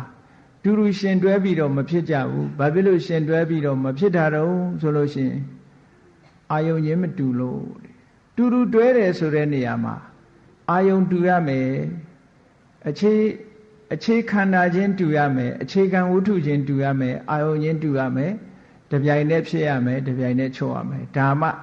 ရှင်တဲ့ association ဆိုတာဒါမှတခုတည်းလို့ဖြစ်ရမယ်နော်သို့တော့မာနနဲ့ဒိဋ္ဌိဟာမာနကသူ့ရဲ့အယူဆပေါ်မှာအာယုံဒိဋ္ဌိကသူ့ရဲ့အယူဆ philosophy ကိုအာယုံပြုတယ်မာနကသူ့ရဲ့အည်ချင်းကိုအာယုံပြုတယ်ဆိုတော့သူတို့နှစ်ခုဟာအာယုံချင်းတူရဲ့လားတူပါဗျာအတိပ္ပယ်ကအာယုံချင်းမတူလို့တဲ့စာပေထဲမှာတော့ quality မတူလို့ဆိုပြီးတော့စွမ်းရည်တတ္တိချင်းပြိုင်းနေလို့ဆိုပြီးတော့ရှင်သေနှစ်ကောင်ဟာလှိုင်ကူထဲမှာအတူမအောင်ဘူးလို့စာထဲမှာအဲ့ဒါလိုရေးတယ်နော်မှန်ပါပါသို့တော်လည်းလိုက်ကြည့်မယ်ဆိုလို့ရှိရင်တော့သဘာဝဖြစ်တဲ့နာကတော့အာယုံချင်းမတူလို့ဆိုတာကပို့ပြီးတော့သဘာဝကြတယ်အာဖရိကချင်းသေးတွေကလှိုင်ကူထဲမှာချင်းသေးဆိုတာအုပ်လိုက်နေတာဆိုတော့တခါတလေကျသူတို့တဲ့ရင်လှိုင်ကူထဲမှာအောင်းတယ်ချင်းသေးနှစ်ကောင်ကချင်းသေးအထီးကြီးတွေနှစ်ကောင်နော်အုပ်လိုက်ထဲမှာရှိတယ်မဟုတ်လားချင်းသေးတွေကအုပ်ထဲမှာချင်းသေးဒီနှစ်ကောင်ရှိတယ်တချို့ချင်းသေးအုပ်တွေမှာခုခေတ်ဆိုပိုကြည့်လို့လွယ်တာပေါ့အေးဒါကြောင့်မလို့အာယုံချင်းမတူတာပို့ပြီးတော့အဓိကကြတယ်မာနက quality ကိုသူ့ရဲ့အည်သွေးကိုအာရုံပြုတယ်ဒိဋ္ဌိကသူ့ရဲ့အမြင်ကိုအာရုံပြုတယ်ဒါကြောင့်မို့လို့အာရုံချင်းမတူလို့သူတို့တူတူမရှင်ဘူးသို့တော့လောဘနဲ့ကြတော့နှစ်ခုစလုံးကရှင်တွဲကြတယ်လို့နောက်တစ်ခုကဒေါသနဲ့ရှင်တွဲပြီးတော့ဖြစ်လာတဲ့သဘာဝတရားတွေစိတ်ရဲ့အညစ်အကြေးတွေဘာတွေတုံးဆိုအိတ်တာတဲ့အိတ်တာဆိုတာသူတစ်ပါးကိုဂုံမပြုတ်နိုင်တာအကောင်းမပြောနိုင်တာအိတ်တာဆိုတာအကောင်းမပြောနိုင်ဘူး congratulation မလုပ်နိုင်ဘူးပေါ့လေလူတယောက်အောင်မြင်လာလို့ရှင်သူများစည်းစိမ်ချမ်းသာရလာတာကိုမကျေနပ်နိုင်ဘူးမပြောနိုင်ဘူးလူတယောက်ကြီးပွားသွားရင်မကြည့်နိုင်ဘူးမရှုစိတ်မနာလို့မရှုစိတ်လို့ပြောတာ jealousy ပေါ့ဒါလည်းပဲဒေါသနဲ့ရှင်တွဲပြီးတော့ဖြစ်တာမို့သူကဒေါသမှုစိတ်မှာရှင်တယ်စိတ်ဆိုးတာမဟုတ်ဘူးသို့တော့စိတ်ထဲမှာအလိုမကျဖြစ်တယ်လူတယောက်အောင်မြင်နေလို့ရှင်အလိုလိုမလားလို့ဖြစ်ဘာလို့ထားညာလို့ထားနဲ့အကောင်းမပြောနိုင်ဘူးဟုတ်လားဒါအိတ်တာနောက်တစ်ခုကမစ္စရိယဆိုတာကိုယ်အည်သွေးမျိုးသူများကိုမရစေချင်တာကိုယ်အခြေအနေမျိုးကိုသူများမရစေချင်တာကိုယ်နဲ့လာရှင်ပြိုင်းလာမယ်ဆိုရင်ကိုယ်အည်သွေးမျိုးကိုကိုယ်ပဲပိုင်ဆိုင်ထားချင်တယ်ဒါမစ္စရိယလို့ခေါ်တယ်မစ္စရိယဆိုတာကလည်းပဲတူတူပဲဒေါသနဲ့ရှင်တွဲတာအရာထဲမှာတော့ပြောတာမစ္စရိယဆိုတာနှမျောတာနှမျောအိုးမို့ဘာမှမလှူဘူးမတန်းဘူးမပေးဘူးမကမ်းဘူးနဲ့ပြောကြတယ်မဟုတ်ဘူးမစ္စရိယကနှမျောတာကြီးပဲမဟုတ်ဘူးနော်မစ္စရိယဆိုတာကိုကြီးပွားတယ်လို့သူများမကြီးပွားစေခြင်းဘူးတဲ့ကိုအောင်မြင်တယ်လို့သူများမအောင်မြင်စေခြင်းတာကမစ္စရိယလို့ပြောတာမစ္စရိယကအာဝါဒမစ္စရိယတဲ့ကိုနေတဲ့နေရာမှာသူများလာနေရင်မကြိုက်တာဟုတ်လားကိုအဆောက်အဦတဲ့သူများလာရင်မကြိုက်တာလို့အာဝါဒမစ္စရိယဟောကုလမစ္စရိယကိုနဲ့ပေါင်းတဲ့ပုဂ္ဂိုလ်တယောက်လာပြီးတော့မိတ်ဆွေဖွဲ့ရင်မကြိုက်တာကုလမစ္စရိယဘုန်းကြီးတွေကြကိုတရားဒဂမသူများတရားဒဂမဖြစ်မှမကြိုက်တာကုလမစ္စရိယဟုတ်လားကိုမိတ်ဆွေသူမိတ်ဆွေလာလို့မှမကြိုက်ဘူးကုလမစ္စရိယလာဘမစ္စရိယကိုရတာမျိုးသူများမရစေချင်တာလာဘမစ္စရိယ အာဝါဒမစ္စရိယဆိုတာလူတွေကအိမ်လောက်တင်ဒီမစ္စရိယဖြစ်တာမဟုတ်ဘူးမေးထားနဲ့သွားတဲ့အခါတည်းမှာပေါင်ကားထိုင်သေးတယ်ချစ်အနာနာမှာဒီပြင်လူလာထိုင်မှာဆိုလို့အထုပ်ရင်လည်းတင်ထားမယ်မထိုင်စေချင်ဘူးသူများနော်နေရာမပေးချင်ဘူးအဲ့ဒါမျိုးပြောတာမစ္စရိယဆိုတာဝဏ္ဏမစ္စရိယဆိုတာကြော်ကြားမှုနဲ့ပတ်သက်လာလို့ရှင်ကိုယ်ပဲကြော်ကြားခြင်းနဲ့သူများမကြော်ကြားစေချင်ဘူးဓမ္မမစ္စရိယဆိုတာကိုသိတဲ့တရားသူများမပေးခြင်းဘူးကိုသိတဲ့ဘောဓုတတွေသူများကိုမဖြန့်ဝေခြင်းဘူးဟုတ်လားသူတယောက်တည်းပဲတကယ်ကိုဂုရုကြီးလှုပ်ချင်တာပေါ့ဂုရုကြီးတလောကလုံးရဲ့ဂုရုကြီးသူပဲသိတယ်ကျန်တဲ့လူတွေမသိရဘူးအဲ့ဒါမျိုးလှုပ်ချင်တာအဲ့ဒါဓမ္မမစ္စရိယလို့ခေါ်တယ်ဟောမစ္စရိယ၅မျိုးရှိတယ်အာဝါဒမစ္စရိယတဲ့ကုလမစ္စရိယတဲ့လာဘမစ္စရိယတဲ့ဝဏ္ဏမစ္စရိယတဲ့ဓမ္မမစ္စရိယလို့ဆိုပြီးတော့မစ္စရိယဆိုတာကိုရထားတဲ့အနေအထားမျိုးသူများကိုမရစေချင်တာအဲ့ဒါကိုပြောတာเนาะဒါလည်းပဲမရစေချင်ဘူးဆိုတော့ तू ကဒေါသနဲ့ရှင်တယ်ဘုန်းကြီးတို့ငယ်ငယ်တုန်းကတိရစ္ဆာန်ယုံထဲမှာသွားပြီးတော့ခဏခဏသွားပြီးတော့ကြည်ဘူးတယ်ဟိုးအညာကနေပြီးတော့ဒီလာတဲ့အခါကျရန်ကုန်ရောက်ရင်ထူးဆန်းဆိုလို့ရှိရင်ရွှေဒဂုံဘုရားဖူးပြီးရင်တော့တိရစ္ဆာန်ယုံသွားကြည့်ချင်တာပေါ့အဲတိရစ္ဆာန်ယုံသွားတဲ့အခါမှာအထူးအဖြင့်ဗာကြည့်ချင်တော့ဆိုရင်ညနေကြားတွေချင်းလေးတွေအစာကျွေးတဲ့အချိန်ပိုစိတ်ဝင်စားတယ်အဲ့ဒီမှာဘာအကဲခတ်မိတော့ဆိုကြားတွေချင်းလေးတွေကအဝစားရတာမဟုတ်တော့သူကများပိန်ပြီးစားလောင်းနေတာလေညနေအစာကျွေးမဲ့လူလာလို့ရှိရင်သူတို့ရောက်ရက်ခတ်နေပြီရောက်ရက်ခတ်နေပြီအစာကျွေးတဲ့လူကအဲ့ဒါအမဲသားတစ်ပေါင်လောက်အထဲထဲကိုပြစ်ထည့်လိုက်တဒုံလောက်ပြစ်ထည့်လိုက်ပြီဆိုလို့ရှိရင်အဲ့ကြားတွေချင်းသေးတွေဘာလို့တုံဆိုရင်ပါဇက်နဲ့ကြိုက်ပြီးမော့ပြီးတော့ဟိုလိုက်ရန်လို့ဒီလိုက်ရန်လို့စားနာစားလိုက်ပါလားအေးစေးသေးမစားဘူးအဲ့ဒါဘာကြောင့်အဲ့လိုဖြစ်တာတုံးဆိုမစ္စရိယသူအသာသူရထားတဲ့ဟာလာမထိနဲ့ပေါ့အဲ့ဒီအဓိပ္ပာယ်မျိုးရှိတယ်ဟုတ်ကဲ့လားမှန်ပါပါဗျာကြောင်လေးတွေကြွက်ခုတ်ပြီးရင်မန်ဖီတော့တာပဲမဟုတ်လားမှန်ပါပါပါဇက်ထဲမှာအစာရောက်သွားရင်အဲ့တော့မစ္စရိယကဒေါသနဲ့ရှင်တယ်ဆိုတော့သိထင်ရှားတယ်ခွေးကလေးနှကောင်ကစားနေတဲ့ကြားထဲမှာအမဲရိုးလေးပြစ်ချကြည့်ကြိုက်ကြပြီအဲ့ကြရင်နော်ရသွားတဲ့ကောင်မရတဲ့ကောင်ဆိုဟောအဲ့လိုတွေဖြစ်တာဒါဘာကြောင့်လို့မစ္စရိယပဲအေးမစ္စရိယဟာဒါကြောင့်ဒေါသနဲ့ရှင်တယ်တဲ့မစ္စရိယပေါ်လာရင်ဒေါသဝင်လာတာပဲအိတ်သာပေါ်လာရင်လည်းဒေါသပဲအဲ့ဒီမစ္စရိယနဲ့အိတ်သာဟာတပြိုင်တည်းဖြစ်သလားဆိုမဖြစ်ဘူးဘာဖြစ်လို့တော့အာယုံချင်းမတူဘူးစိတ်ရဲ့ဥတီချက်တွေကမတူကြဘူးတဲ့အိတ်သာဆိုတာသူများအောင်မြင်မှုပေါ်မှာဥတီတယ်မစ္စရိယဆိုတာကိုယ်အောင်မြင်မှုပေါ်မှာဥတီတယ်ဆိုဟောမတူကြဘူးနောက်တစ်ခုကုတ်ကုတ်ဆဆိုတာအေးကောင်းတာတွေမလုံးမိနောင်တပူပန်တယ်မကောင်းတာတွေလုံးမိစိတ်ပူပန်တော့ကရောက်ရတယ်လုံးမိတာတို့မလုံးမိတာတို့ခုနကကိုလုပ်တဲ့လုပ်ငန်းမအောင်မြင်တာ၃မျိုးရှိတယ်နော်မှန်ပါပါဗျာလုံးမိတဲ့မကောင်းမှုအတွက်လည်းပဲပူပန်စိတ်ဖြစ်တယ်မလုံးမိတဲ့ကောင်းမှုကိုလည်းပဲပူပန်စိတ်ဖြစ်တယ်ကိုလုံးရတဲ့နဲ့မအောင်မြင်တဲ့အပေါ်မှာလည်းပူပန်စိတ်ဖြစ်တယ်လို့ဟောလို့ကုတ်ကုတ်စာ၃မျိုးရှိတယ်ပူပန်တယ်ဆိုကြတဲ့ကသူကဒေါသနဲ့ရှင်တွဲလာတာဝမ်းနေတဲ့စိတ်နဲ့တွဲလာတယ်နော်ဝမ်းနေတဲ့ခံစားချက်နဲ့တွဲလာတယ်ဒါကြောင့်မို့ဒေါသမှုစိတ်မှာရှင်နေတဲ့သို့တော့သူတို့အိတ်တာရဲ့မစ္စရိယရဲ့ကုတ်ကုတ်စာရဲ့ဒီ၃ခုဟာတစ်ခုနဲ့တစ်ခုအာယုံပြုတာချင်းမတူကြသည့်အတွက်ကြောင့်တပြိုင်နဲ့ရှင်လို့မရဘူးတဲ့တပြိုင်နဲ့မဖြစ်ဘူးတဲ့ကောင်းပြီဒါဒေါသမှာဖြစ်တဲ့သဘာဝတရားတွေနောက်တစ်ခုကဘာတုံးလို့ဆိုလို့ရှိရင်ထိနာနဲ့မိဋ္ဌထိနာဆိုတာစိတ်တတအကိလညတာအကမ္မညတာစိတ်ရဲ့စွမ်းဆောင်နိုင်မှုရော့ကျသွားတာကိုထိနာလို့ခေါ်တယ်မှန်ပါပါဥပမာမဲ့တရားအထုတ်နေတယ်တရားအထုတ်နေရင်ကနေပြီးတော့ပြင်းစိတ်ဝင်လာဆက်မလုပ်ချင်တော့အဲ့ဒါထိနာမိဋ္ဌဆိုတာကာယတအခိလညတာစေတသိက်လို့စာပေကျမ်းကမှာဆိုတယ်သို့တော့မိဋ္ဌကလွှမ်းလာလို့ရှိရင်လူကခေါင်းလေးတဆတ်ဆတ်ဖြစ်လာ နော်ဗိဒ္ဓဆိုတာခေါင်းလေးတဆက်ဆက်ဖြစ်လာပြီးတော့ကာယတအကမညတာတဲ့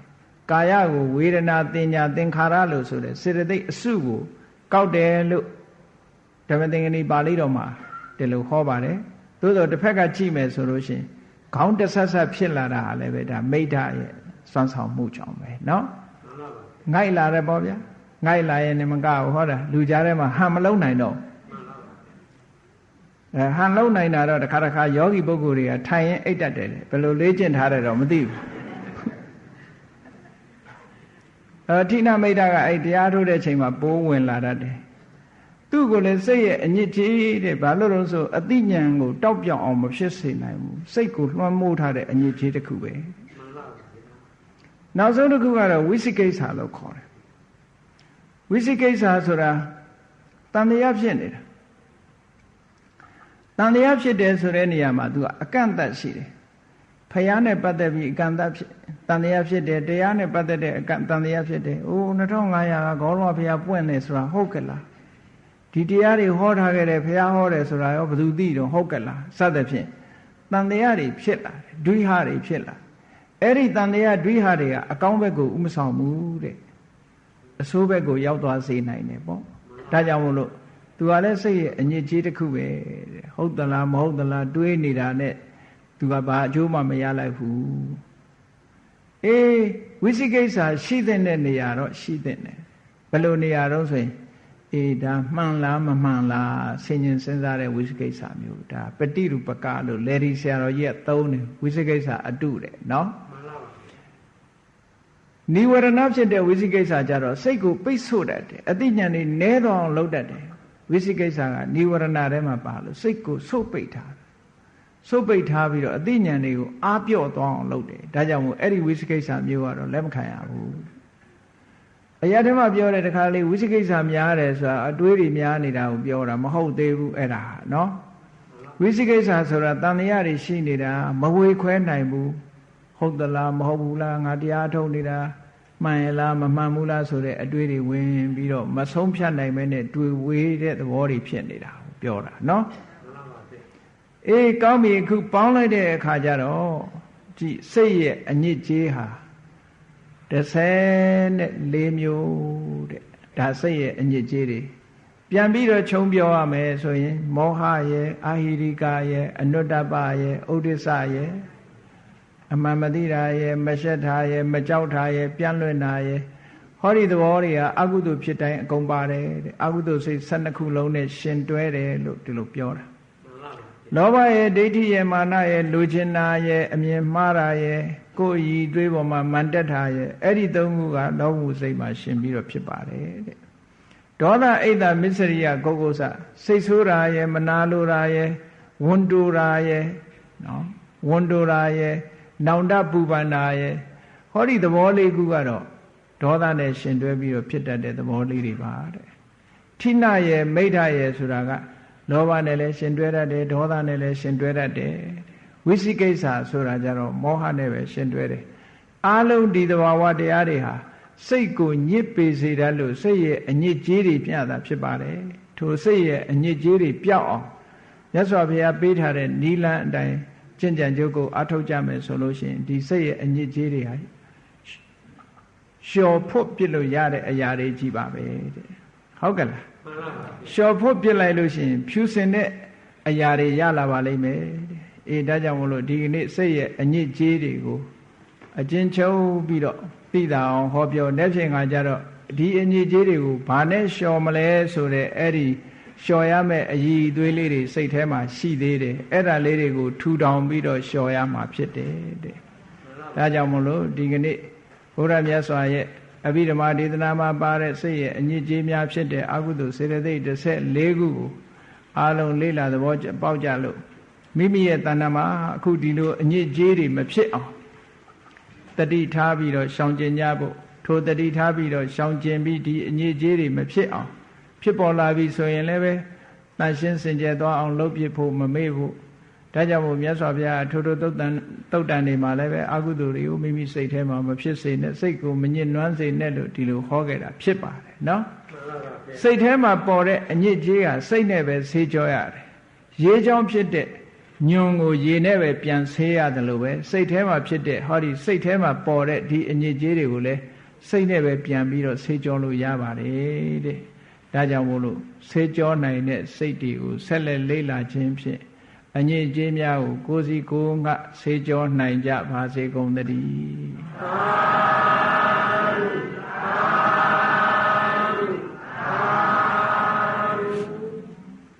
မေတ္တာပို့တတ္တဝါများစွာ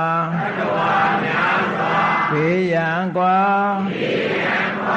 ချမ်းသာကြပါစေမေတ္တာရေချမ်းသွန်ကားဖြံငြိမ်းချမ်းကြပါစေသက်ရှိချမ်းသာစိတ်ချမ်းသာတို့ရဆန္ဒပြေပါစေဓမ္မောဒရံပိဝိတဝါနဝိတာတဗ္ဗေတမုဟတာအာဇရာမရာတိတိဘာဝံနိဗ္ဗာနံယန္တုတာရောဓမ္မောဒရံလောဘဒေါသမောဟစိတ်တောက်ကင်းပြောက်ကြည်တရားစေကိုပိဝိတဝါဝန္တာရှင်ပြတောက်ကြရနာကြရကုန်သောကြောင့်ဝိတာတဗ္ဗေပူဇာညစ်နောက်ကိလေသာအစယတဟုသမျှတို့သည်သဗ္ဗေတပိဉ္စဘဲတွင်ရေမတင်တဲ့ကဲ့သို့ကင်းစင်လွင်ပြောင်းပေမရောက်အောင်ပဲဖြောင်းအကုန်သည်ဟွန်တုစင်စစ်မသွေဖြစ်ကြပါစေကုန်သတည်းအာဇရမရံအိုခြင်းလဲကွာနာခြင်းလဲကင်းသေးခြင်းလဲရှင်းထသောတိတိဘာဝကိလေသာဟုပုခသိင်ကင်းခြင်းရာအစစ်ဖြစ်ပေထသောနိဗ္ဗာန်နိဗ္ဗာန်ဟုခေါ်အေးမြူတော်သို့သာရောတရားချစ်ခင်စိတ်ကောင်းဝိညာသူတော်စင်များတို့သည်ယန္တုပါရမီအဆင့်ဆင့်မြင့်နေမြင်၍မလင့်ပုံသေးဆက်ရောက်တော်မူကြပါစေကုန်သတည်း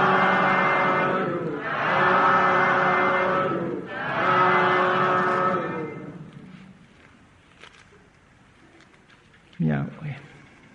ခရည်စေချအရှင်ဖယားဘုရားတပည့်တော်တို့သည်ဓမ္မအသိဉာဏ်ရရှိစေရန်စီတန်ကြလျက်ဓမ္မသဘင်ဆင်ကျင်ပါပြုလုပ်ကြ၍တရားအလှတော်ကိုပေးလူကြပါကုန်၏တရားတော်မြတ်ကိုရိုသေစွာနာယူခြင်းဖြင့်တရားတော်ကိုပူဇော်ကြပါကုန်၏ယနေ့ယခုအာထုပြုလို့ရသောဓမ္မဒေသနာဓမ္မတဝနာဓမ္မဒါနာဓမ္မပူဇာကုသိုလ်စေရနာအဖြာဖြာတို့ကြောင့်ဓမ္မအသိဉာဏ်ကိုရရှိကြပြီလင်ဒုက္ခခသိချုပ်ငြိမ်းရာမှန်ယနိဗ္ဗာန်သို့လင်းမြန်စောစွာဆက်ရောက်ကြရပါလိုကုန်၏ဤကောင်းမှု၏အဖို့ဘာကကိုအမိအဖာအဖို့အဖွာဆရာသမားမှစ၍ကဘာသူကဘာသာလူနတ်မြမတတ္တဝါအများတို့အားအမြအမြဝေငှပါကုန်၏ကုသိုလ်အမြကိုယ်စီရကြကုန်သည်ဖြစ်၍ကိုယ်စိတ်နှပြချမ်းသာကြသည်ဖြစ်ကြပါစေကုန်သတည်းအာလုံးကြာကြာသည်များအမြအမြမြ